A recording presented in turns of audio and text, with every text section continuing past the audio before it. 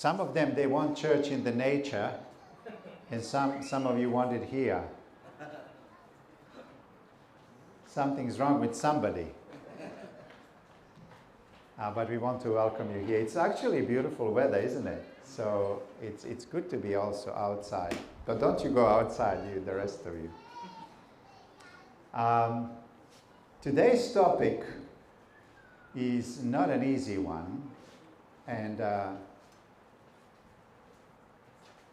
especially it is not an easy one for those who are in the midst of going through some pain and suffering.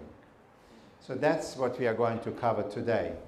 How do we handle evil times? How do we handle it when it is happening globally and also when it is happening to us personally, or it can happen to us as a church? How do we handle bad times? And today we had so many preachers, and thank you. As I listened to them today, I was impressed with two things. One, teachers. How blessed we are with amazing teachers.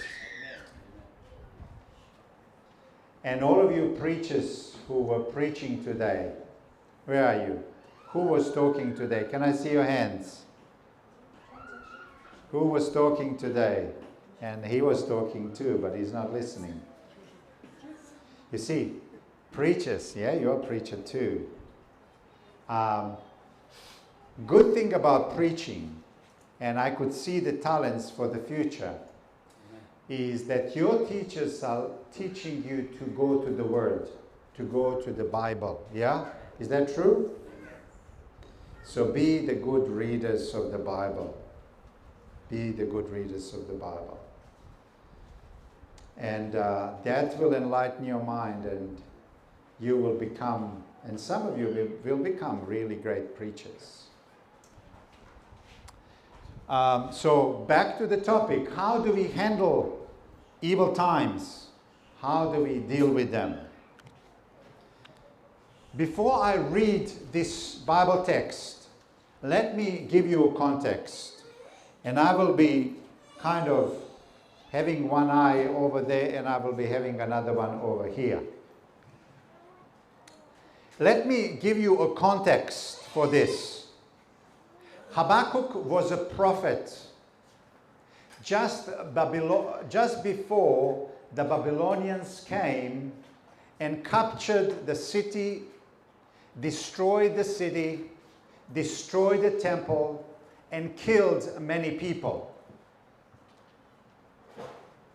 Habakkuk was told by God himself that there was no point of return, that this was going to happen. Habakkuk is devastated. He is trying to come in terms with the fact that those who were going to ransack the city, destroy, pillage, kill, and steal are much worse than Hebrews themselves. And he's trying to come in terms with this. Eventually, he comes into the realization, and he comes in peace with God. And he knows that his people and he himself is going to go very soon to the period of pain and suffering. So how are we to deal now with bad times? Okay, let's now read, having in mind this context and the reality that is going on. Let's read the text. A prayer of Habakkuk the prophet on Shigonoth. Lord, I have heard of your fame. I stand in awe of your deeds. And remember, in the background, what he knows will happen very soon. What will happen very soon. I stand in awe of your deeds, O Lord. Renew them in our day, in our time. Make them known. In wrath, remember mercy. He knows what's coming. He knows what's coming. He knows what's coming. God told him. God told him. And he's just in expectation, and he says, well, in that wrath that is coming, remember your mercy, O Lord. God came from Teman, the Holy One from Mount Paran. His glory covered the heavens, and his praise filled the earth. His splendor was like the sunrise. Rays flashed from his hand, where his power was hidden. Plague went before him, pestilence followed his steps. What is he talking about? He talks about Exodus. He remembers the Exodus. And a miracle after miracle after miracle that God was doing. And he's so hoping God is going to do it again. He stood and shook the earth. He looked and made the nations tremble. The ancient mountains crumbled and the age-old hills collapsed. His ways are eternal. I saw the tents of Cushan in distress, the dwelling of Midian in anguish. Sun and moon stood still in the heavens, and the glints of your flying arrows, and the lighting of your flashing spear. In wrath you strode through the earth, and in anger you threshed the nations. You came out to deliver your people, to save your anointed one. You crushed the leader of the land of wickedness. You stripped him off from head to foot. With his own spear, you pierced his head when his warriors stormed out to scatter us, gloating as though about to devour the wretched who were in hiding. He's talking about when Egyptians were pursuing them and they were destroyed in Red Sea. You trampled the sea with your horses, churning the great waters. I heard and my heart pounded, my lips quivered. At the sound, decay crept into my bones and my legs trembled. Now watch what he says. This is very important. Very important. Bearing in mind the expectation of terrible things that are coming. Terrible things that are coming. Habakkuk gives us an idea how we are to face difficult times. Watch now what he says. Yet I will wait patiently for the day of calamity to come on the nation invading us. Think about what's happening in the world.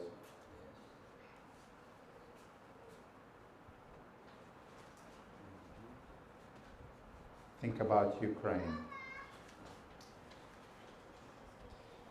Yet I will wait patiently for the day of calamity to come on the nation invading us. Though the fig tree does not bud, and there are no grapes on the vines, though the olive crop fails, and the fields produce no food, though there are no sheep in the pen, and no cattle in the stalls, yet what? I will rejoice in the Lord. I will be joyful in God, my Savior. The sovereign Lord is my strength. He makes my feet like the feet of a deer. He enables me to go on the heights. This is about to happen. The invading army of Babylon is coming, and is coming very soon. And people are going to feel the pinch and devastation. Habakkuk knows. God told him, and he's in expectation. And look at the description. There's no cattle, there's no sheep, there's no harvest, there's no grapes, there's no figs, there's no olives. What is the picture of? Total devastation. If you don't have something to eat, you're in terrible plight. And he says, that's coming. That's coming. Is it possible? Is it possible? Is it possible that we are going into that time? Yes. Only God knows. But all the signs are there. Inflation is biting. You may have money in your pocket, but that money may not be worth too much, maybe in the future.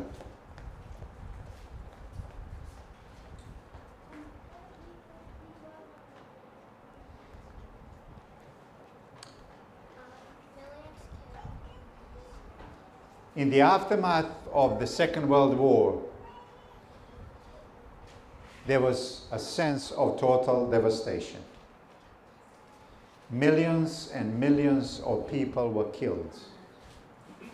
Do you know how many Jews were killed in the Second World War? Around 6 million.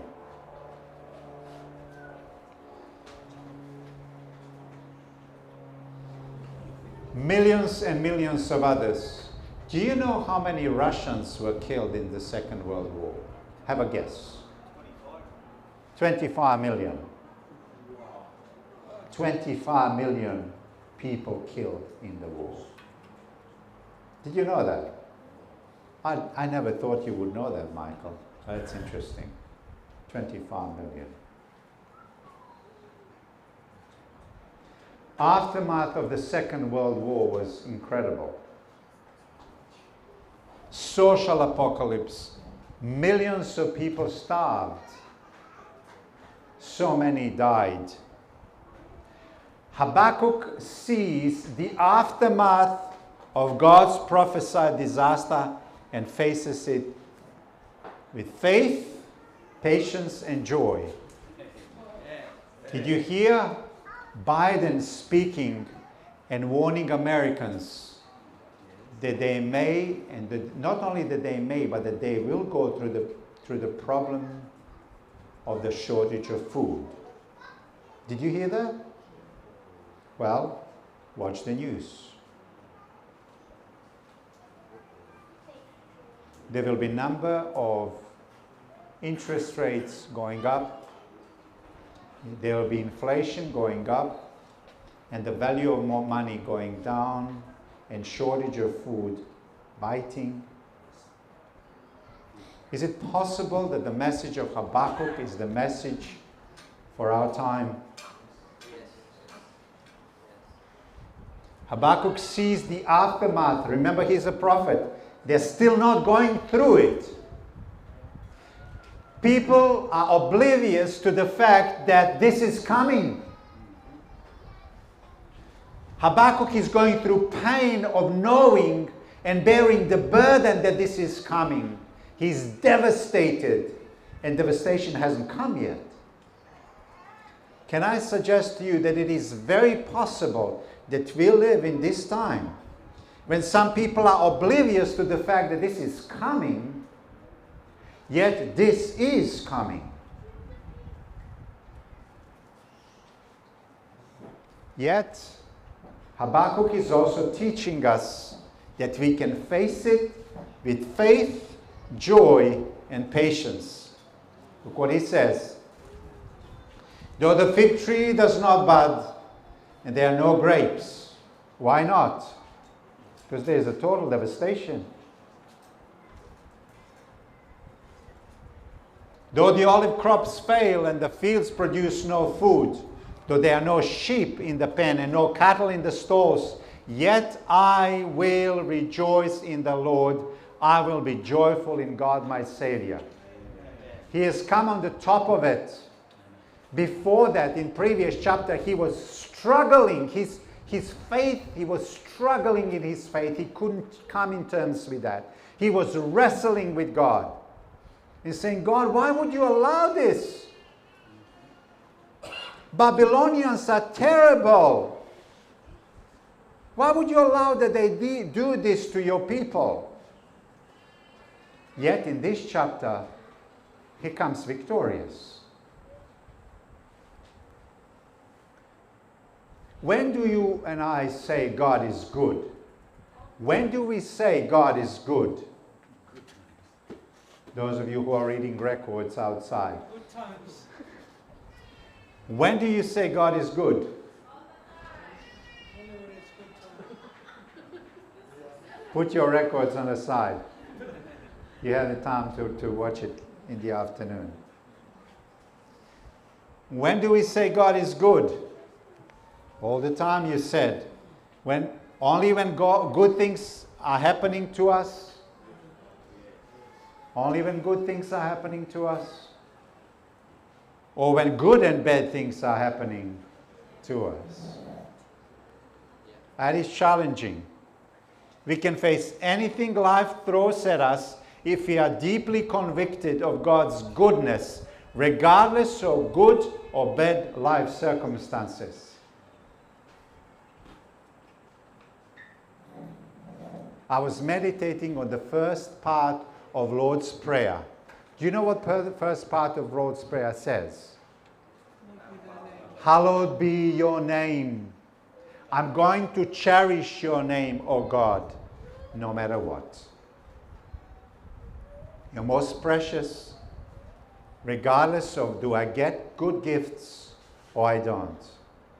Hallowed be your name. I will praise you, I will cherish you, I will exalt you because you are good, God.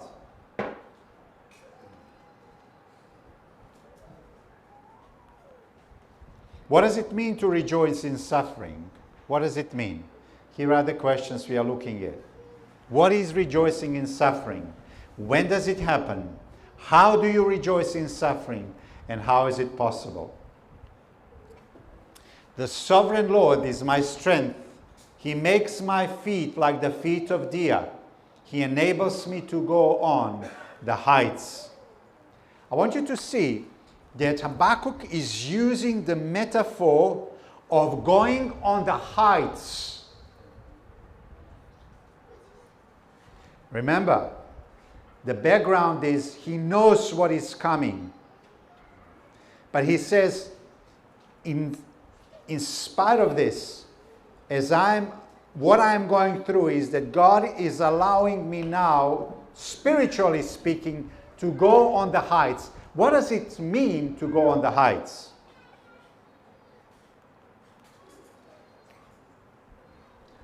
Any of you who like climbing a mountain? Any of you climb mountain?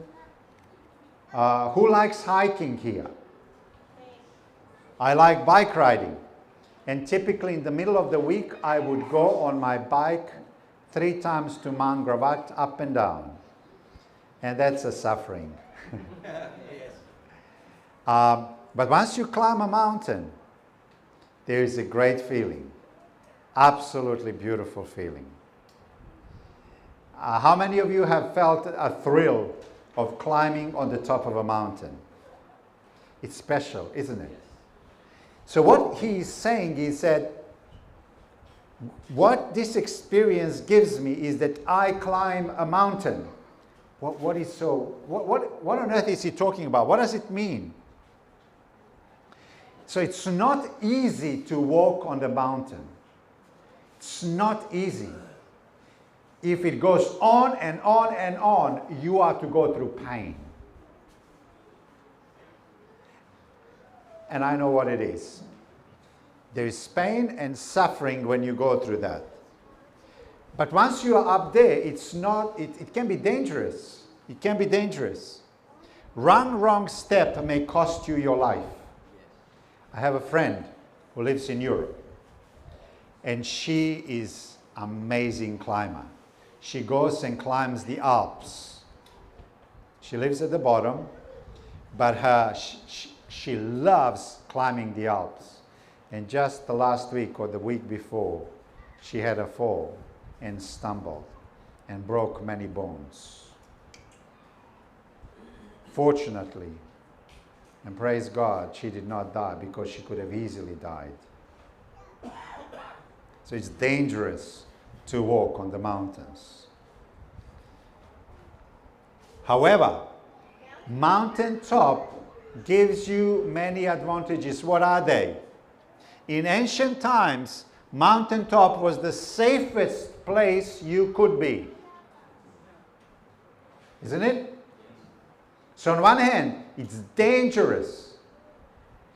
In fact, you go through suffering to go to the top of it, and once you are there, it can be dangerous.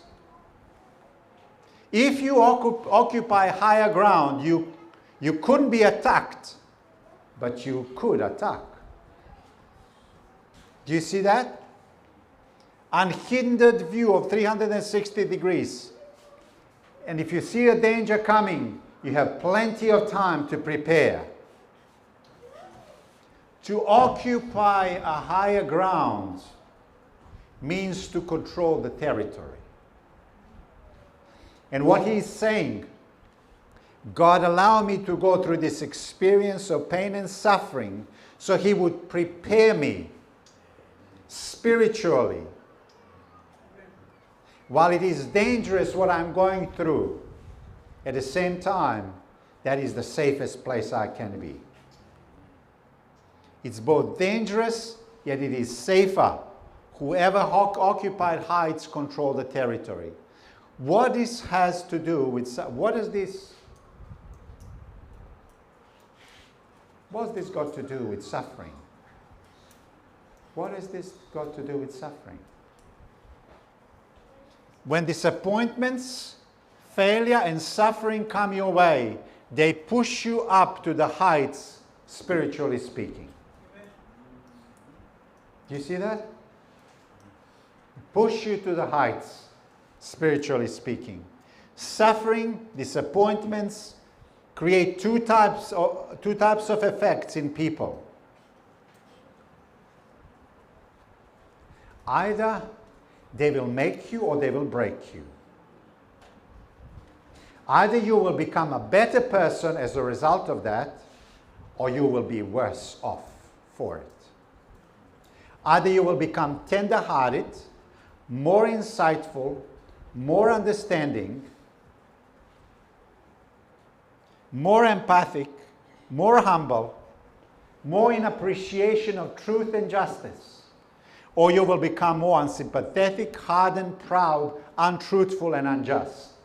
There is no other option. Pain and suffering, tough times that we go through, either will make you what we call make you, or they will break you. Either you will go on mountaintop,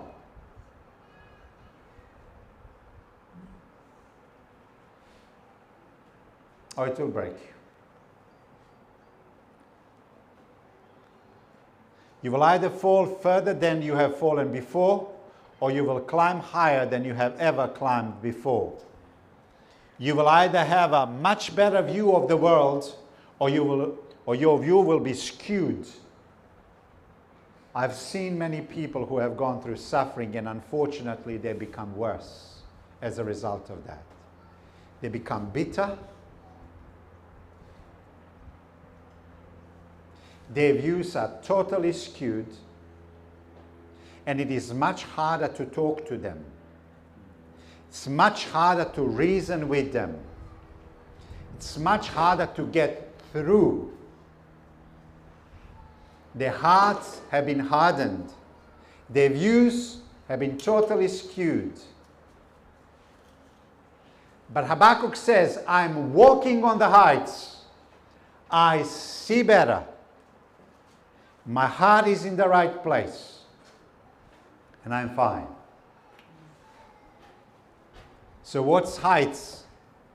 Something happens as a result to our character. There is a sense of the closeness to God, and we are able to see properly.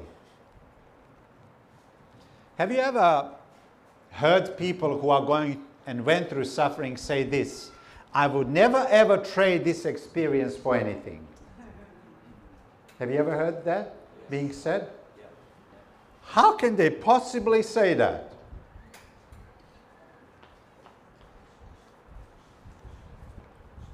I was talking to a woman who lost her husband. He was just 50. She's by probably 5 years younger than him.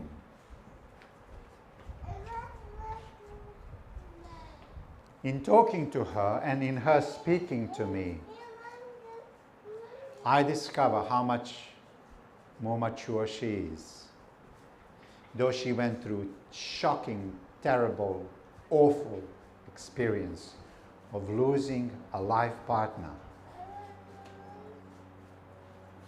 her character is strong. She's incredibly mature. And she's ready for life like never ever before.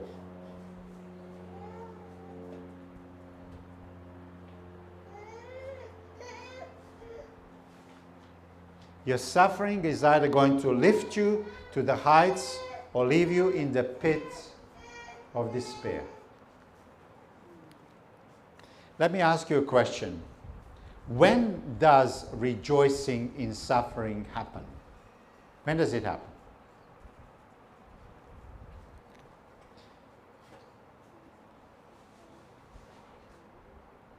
It happens while you are in it. Rejoicing in the Lord does not happen after grief or sorrow. Rejoicing in the Lord happens during grief and sorrow. Look what he says. I heard and my heart pounded. My lips quivered. At the sound decay crept into my bones and my legs trembled. When Habakkuk heard God telling him about the invading armies of Babylonians coming, destroying city and the temple and killing many, he went through sobbing. He cried. He could not be consoled.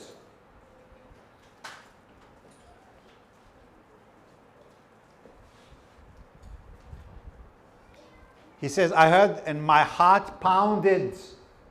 My lips quivered. At the sound, decay crept into my bones. In Hebrew, my bowels trembled. That's what he's saying. My bowels trembled. So Habakkuk is in deep sorrow and he's crying and he's literally shaking. He's shaking. And while crying and shaking, this is what he says. Yet I will wait patiently for the day of calamity. What is he saying? I will rejoice in the Lord. On one hand, he's crying uncontrollably. His lips are quivering. Yet, at the same time, he's saying, what? How can you?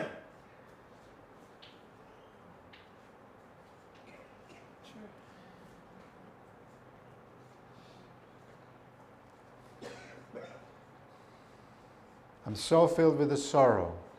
I'm crying and shaking that I can't stand on my feet. Yet I'm filled with peace.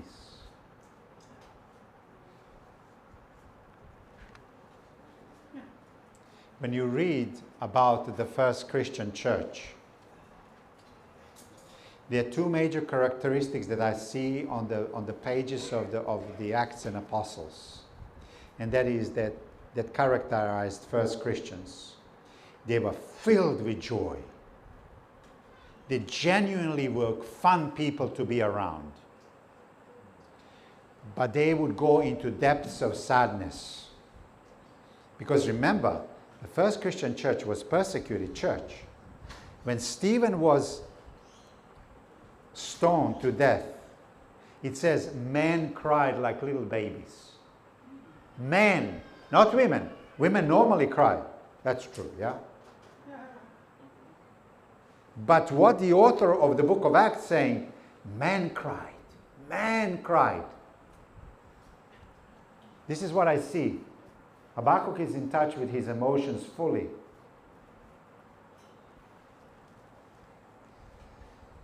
If I'm weeping uncontrollably and if I'm filled with grief and sorrow, it is not lack of faith. Yeah? Look at the experience of Job.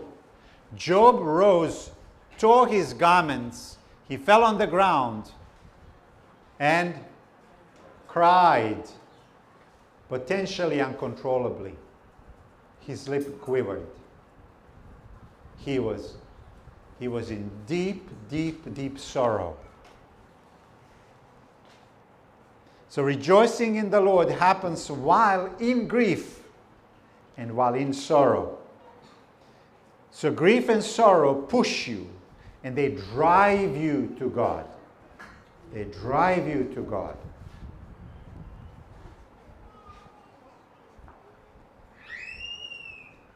There are those people who say, I'm afraid of grief and sorrow and I don't want this. I just want to rejoice in the Lord. Well, that's fine in good times. What about bad times? Jesus often is moved by grief and sorrow. He often cries. He weeps often. Why? Because he's perfect. It's not about self for him. It is about others. Remember that Jesus wept. Jesus wept. The rejoicing in the Lord happens inside the sorrow and grief. It does not replace it. Now, how do you rejoice in suffering? I will rejoice in the Lord. I will be joyful in God, my Savior. How do you do it? How do you do it? This is important. The question how is really very important. Rejoicing in the Lord is discipline. What did I just say? Rejoicing in the Lord is Okay, let me explain. It is something you do repeatedly. It is something you remember to do. And it's something you rejoice in. Let me go one by one. Look what the text says. I will rejoice in the Lord. I will be joyful in God my Savior. Isn't that the same thing? Why is he repeating it?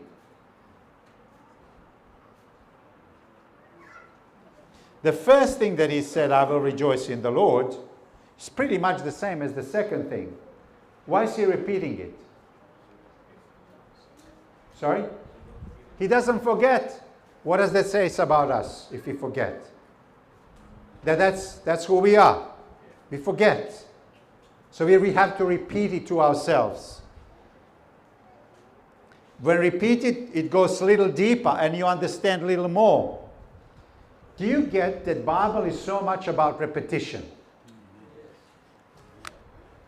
Why do you come back every Sabbath?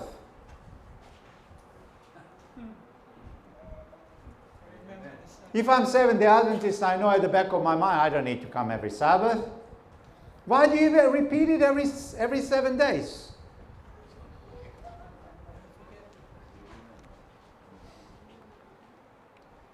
Why 4 Gospels? Why not one?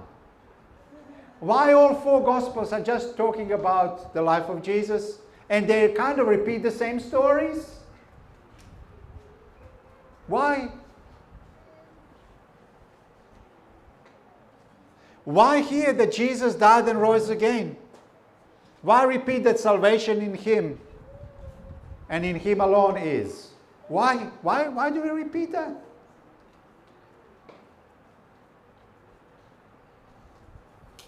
What's wrong with us?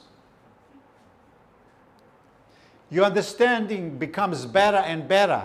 It goes deeper and deeper when you repeat. Jesus feeds 4,000 people and then He feeds 5,000 people. Why is He repeating it? It's pretty much the same thing.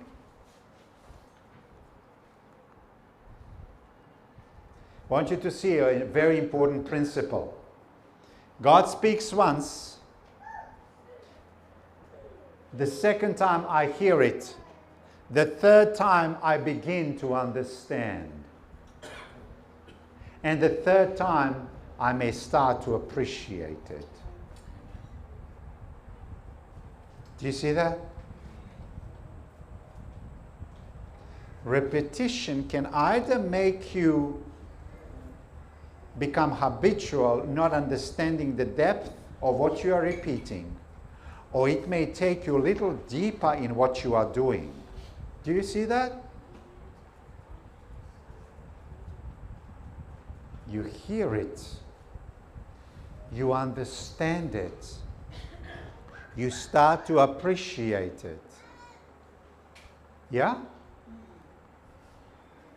Human mind is distracted. It needs to be brought back to the central truth of the gospel over and over and over again, bringing our mind and heart to focus on absolute central truth of the gospel. You and I are like sheep. That's how the gospel describes us. And you need to get back again and again. You need to understand and repeat and repeat and appreciate, because the heart has a tendency to go hard. The mind has a tendency to wander, to not stay central to what is most important. Why do we have church? Because we come back. So we need to stay in the center of what is most important, because we are distracted. We are like sheep. We wander away. That's what our mind does to us over and over again. Don't you see that in your life? Can't you see it? Am I the only one? That's why the repetition. That's why when you get up, you are to pray. You are to worship. You are to bring your heart and mind and soul to not only understanding, but feeling the preciousness and the beauty of the gospel and who you are in God. Otherwise, you will wander away. You will be distracted. You will be tempted to worship idols rather than God. That's who we are. In the whole and in default, we are worshippers of idols rather than the worshippers of God. Therefore, repeat, repeat, repeat. Sing to me the song of Zion. Need to hear it again and again and again.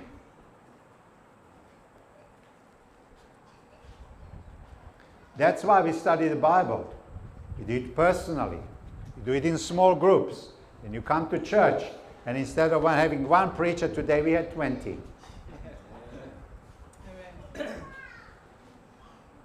By being exposed through repetition, you go deeper, and this allows for a change to take place. So it is to be repeated. I will rejoice in my God. It is something you remember. Habakkuk chapter 3 is all about remembering Exodus.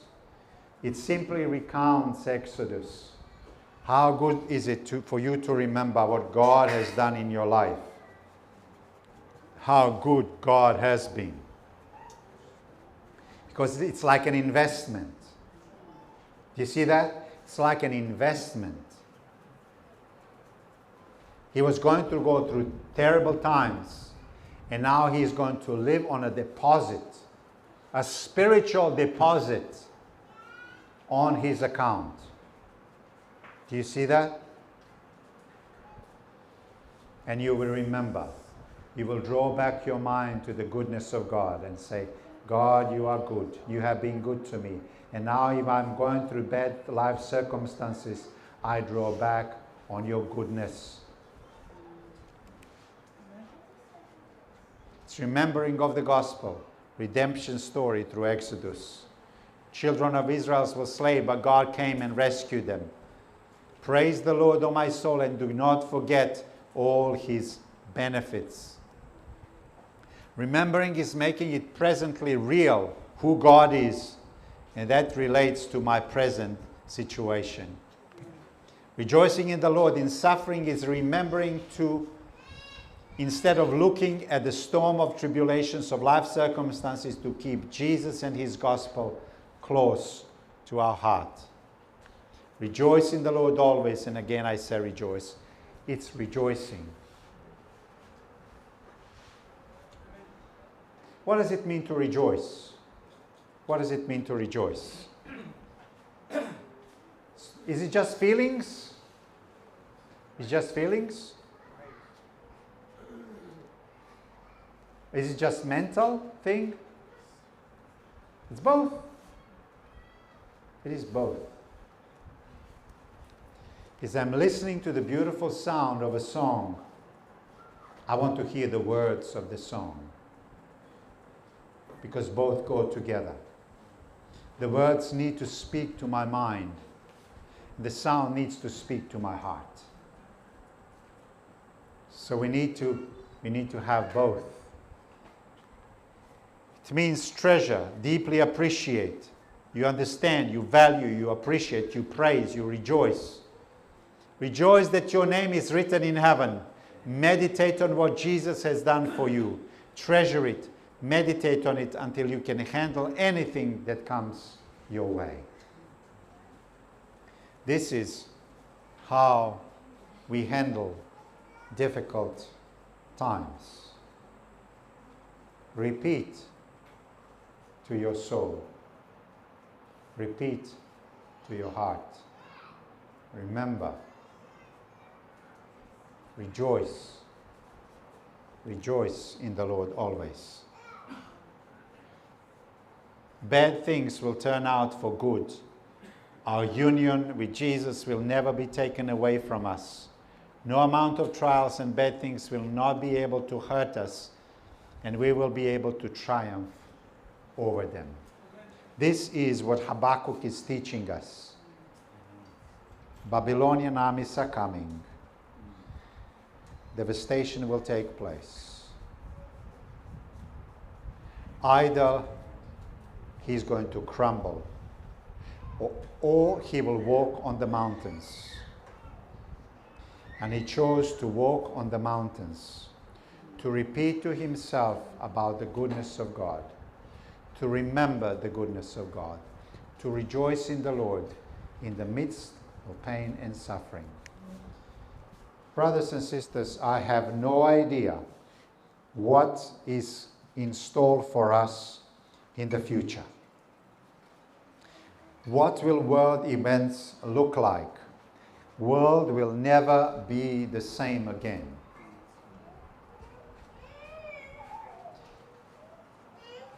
Here in Queensland, we have not had an economic downturn for 30 years, close to 30 years.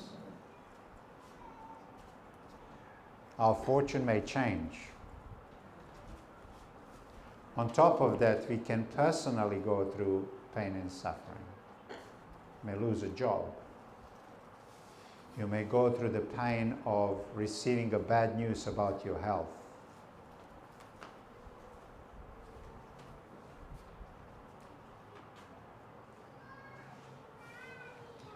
Will you go on a mountaintop?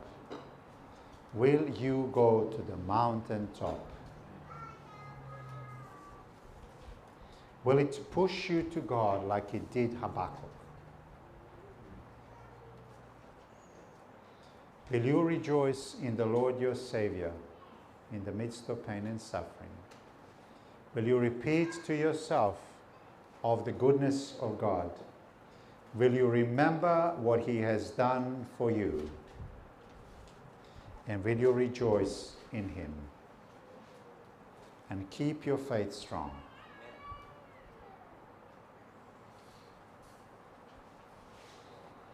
May God bless you, you and me, to be like Habakkuk, so we may all walk on the mountains. Amen.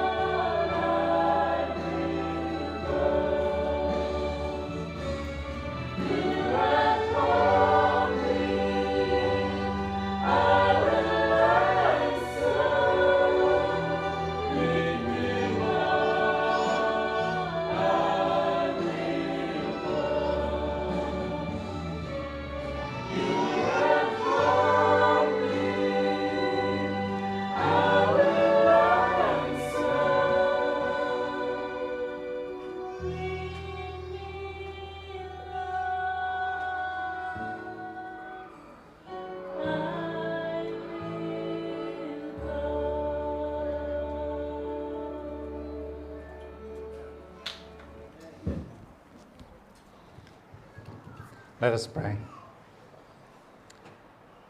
Father, we just want to thank you that invitation is given to us that we will follow where you lead. And as a nation, we are going somewhere, and we might be going through difficult times.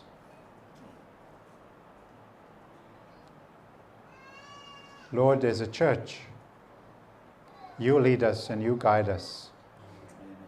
Guide us as families, guide us as individuals.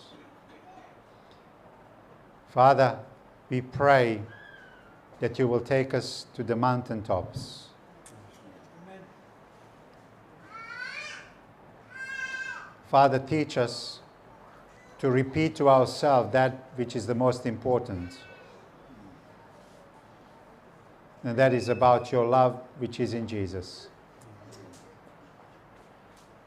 Let us always remember your goodness and your grace and your truth. And let us always rejoice in the Lord. Thank you, Lord, for blessing us. Thank you for your word. As we pray in the name of Jesus. Amen.